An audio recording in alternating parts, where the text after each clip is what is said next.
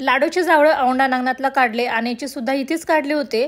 ज्या ड्रेसवरती जावळ काढतात ना तो ड्रेस टाकून द्यायचा, तिला फ्रेश वगैरे करून आईने घेतलेल्या आहेरातला नवीन ड्रेस तिला घातला आणि त्यानंतर आम्ही सर्व फॅमिली निघालो सटवाई देवीच्या दर्शनाला. कुरुंद्यामध्ये आहे आमची सटवाई. आणि इथे ना बऱ्याच जणांची असं असतं की सटवाई देवीसमोर जावळे काढले जातात, पण आमच्या इकडे औंढ्याला जावळं काढतात आणि इथे सटवाईचं दर्शन घेतात, शिदा वगैरे देतात, प्रसाद वगैरे दाखवून मग आम्ही निघालो गावाकडे. घरी आल्यानंतर पुरणाचा स्वयंपाक बनवला, सटवाई देवीची घागर पुंजली आणि नैवेद्य दाखवला आणि कुमारिकांना जेवू घातलं. सोबतच कुमारसुद्धा जेवायला बसलेले आहेत. आणि दुसऱ्या दिवशी सकाळी लवकर उठून आम्ही पुण्याला निघालो.